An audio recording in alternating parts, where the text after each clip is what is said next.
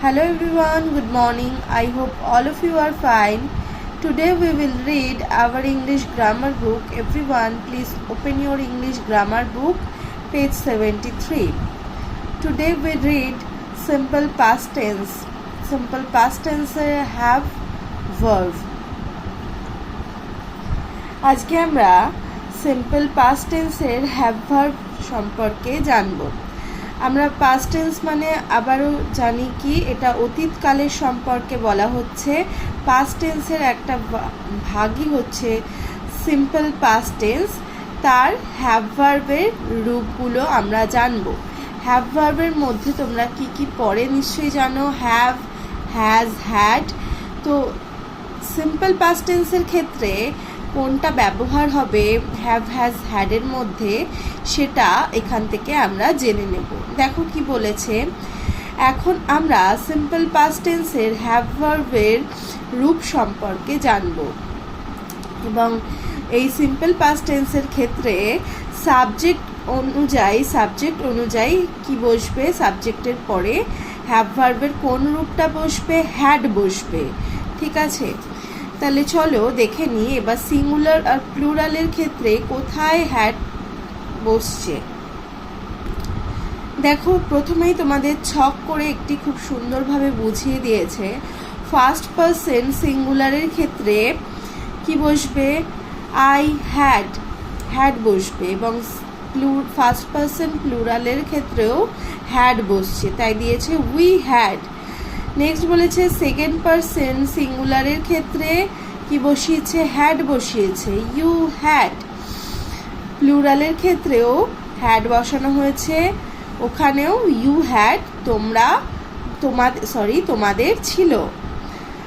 Next third person সিঙ্গুলারের ক্ষেত্রে এখানেও দেখতে পাচ্ছি কি বসানো হয়েছে, হ্যাভ ভার্বের কোন রূপ বসানো হয়েছে, হ্যাডকেই বসানো হয়েছে। দেখো হি হ্যাড, তার ছিল।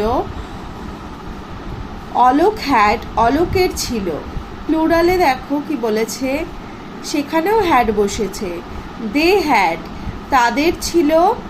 দ্য মেন হ্যাড, মানুষগুলোর ছিল। তাহলে আমরা প্রত্যেকটা সিঙ্গুলার এবং প্লুরাল উভয় ক্ষেত্রেই আমরা দেখতে পাচ্ছি, সেটা সিঙ্গুলার হোক বা প্লুরাল হোক, উভয় ক্ষেত্রেই প্রত্যেকটা পার্সনের ক্ষেত্রেই সিম্পল পাস্ট টেন্সে কি বসছে, হ্যাড বসছে। সাবজেক্ট অনুযায়ী সাবজেক্টের সঙ্গে সর্বদাই কি বসানো হচ্ছে, হ্যাডকে বসানো হচ্ছে। তাহলে বুঝতেই পারছো যে সিম্পল পাস্ট টেন্সে এখানে হ্যাভ ভার্বের কোন রূপটা বসবে, সবসময় সাবজেক্টের পরে কি বসবে, হ্যাডই বসবে। যেমন এক্সাম্পলে দেখো, আই হ্যাড আ পেন, আমার একটি কলম ছিল। আর এগুলো সবকটা সেন্টেন্সই কোন কালে আছে, অতীতকালে। নেক্সট বলেছে we had a nice car, আমাদের একটি সুন্দর গাড়ি ছিল। You had a pet dog, তোমার একটি পোষা কুকুর ছিল। You had a doll's house, তোমাদের একটি পুতুলের বাড়ি ছিল। হি হ্যাড আ বক্স, তার একটি বক্স ছিল। দে হ্যাড আ পন্ড, তাদের একটি পুকুর ছিল।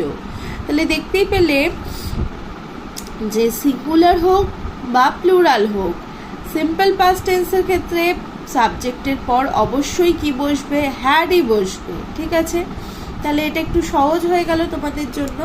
শুধু আমাদের দেখে নিতে হবে যে বাক্যটা কোন টেন্সে দিয়েছে। নেক্সট বলেছে দেখো,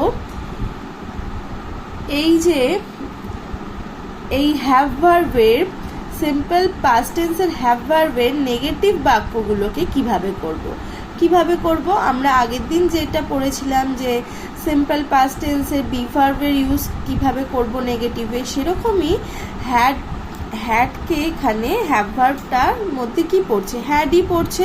তাহলে হ্যাডের পরে কি করতে হবে, নেগেটিভ করতে গেলে নো বা নট বসাতে হবে।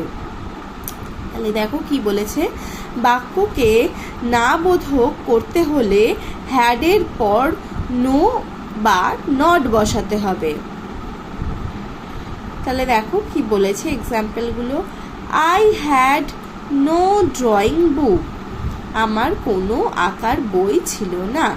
আই এর পরে হ্যাড বসেছে, তারপরে নো বসেছে, তারপরে বাকি সেন্টেন্সটুকু। এরকমই পরেরগুলোও হবে। সাবজেক্টের পরে হ্যাড বসবে, তারপরে নো অথবা নট বসবে, তারপরে অবজেক্টটা বসবে। তাহলে বলেছে দেখো পরের সেন্টেন্সটা, we had no motorcycle, আমাদের কোনো মোটর সাইকেল ছিল না।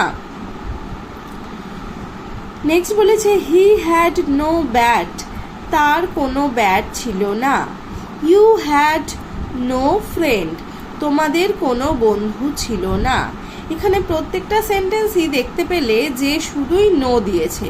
আমরা নটকেও বসাতে পারি, কিন্তু কখন বসাবো? যখন একটিও কোনো পেন ছিল না। ধরো আমার একটিও পেন ছিল না, তাহলে কি করব? I had not a pen, আমার একটিও পেন ছিল না। ঠিক আছে, তখন বলবো আই হ্যাড নট। যখন একটিও বলবে তখন এটা বলবো, নটটা বলবো, I had not a pen. ঠিক আছে, তাহলে বুঝতে পারলে যখন যদি কখনো উল্লেখ করে দেয় সেন্টেন্সে যে আমার একটিও ছিল না বা তার একটিও বই ছিল না, এরকম যদি একটিও কোনো বাক্যে উল্লেখ করে দেওয়া হয় তখন আমরা নটকে বসাবো। আর যদি বলে যে কোনো বই ছিল না, কোনো খাতা ছিল না, তখন নোকে বসাবো।